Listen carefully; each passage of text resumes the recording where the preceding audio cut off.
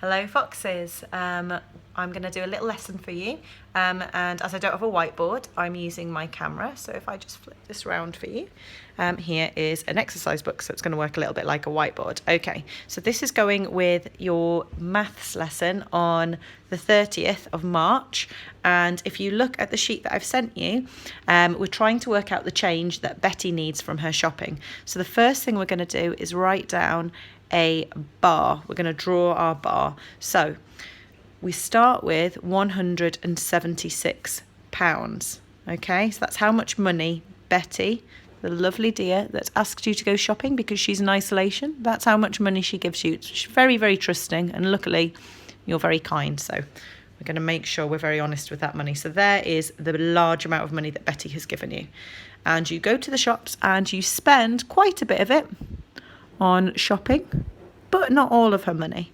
So you can use a ruler. I've just got one hand because I'm holding my phone, but if you were to spend all of it, that would be the same amount, but you've actually only spent a little bit less than half. You've spent £83. So just by putting the numbers into a bar, we can see that we have spent some of the 176, and the bit that's left will be Betty's change. So by arranging the numbers into a bar like this, hopefully you can see what you need to do to work out this missing number.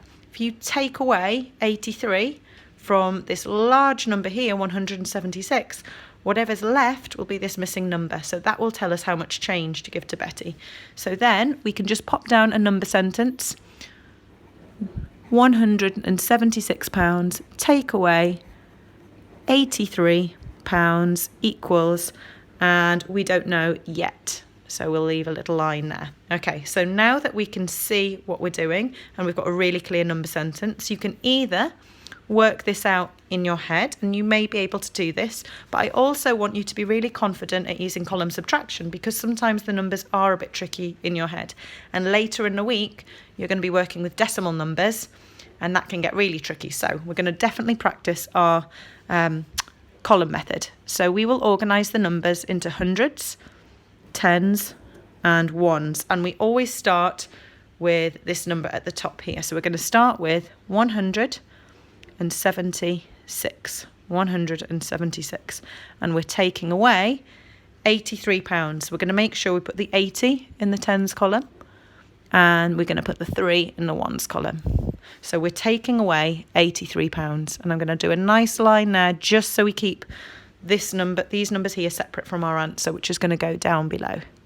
Okay, so what that looks like is you've got 100 here, you've got 7 tens, 1, 2, 3, 4, 5, 6, 7 tens here, and in the ones column we've got 1, 2, 3, 4, 5, 6 ones.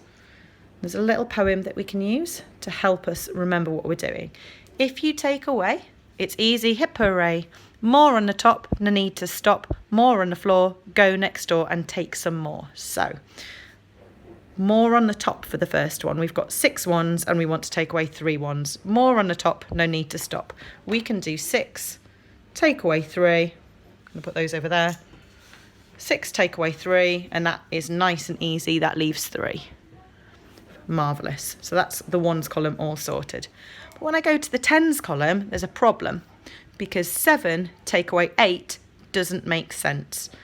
The big mistake that children often make is they say 7 take away 8, oh that's 1, because the difference is 1. But actually, if you've got 7 tens, you can't take 8 tens away. But the number is big enough to take 8 tens away. So if there's more on the floor, so if the number on the bottom is bigger, more on the floor, we're going to go next door and steal some more. So we're going to move that over, and we're actually going to steal that. So we've taken that 100 away, which means there's actually no more hundreds there now. And this 100 here, as you know, 100 is the same as 10 tens. So I can exchange that for 10 tens. So that's the same as 100. So I've still got that 100, but what that 100 has done is it's moved into this column and it's become 10 tens. I already had 7 tens, so I've got 17 tens. So the 100 moved over, the 1 digit went there, and that means I've got 17 tens. And I can use 17 take away 8 to help me with that. Now in my head, I'm thinking 17 take away 7 is really easy because that's 10. So 17 take away 7 would be 10, but I need to take away one more because I'm taking away 8. So that would leave 9. So I'm just going to check that. So 17 take away 7 and one more take away 8. So that's now 9 tens. So 7 take away 8 is 9. Okay, so I've done my ones, put a little tick, done my tens, little tick for myself. Now I need to just check my hundreds. Okay, I did have 100 there, but we moved it over. So I now don't have any hundreds there, 0 hundreds, and I'm taking away 0 hundreds. So that's just 0, so that's nice and easy. Okay, so that says 093, but we don't call it 093 because that would be a bit fiddly, a bit much, a bit unnecessary. So we're going to go here and just write £93. And I can fill in my missing number there, £93. So if you was to spend £83 of Betty's money, you would then bring her back £93, which she's going to be pleased about. She's got a lot of her money back for next week.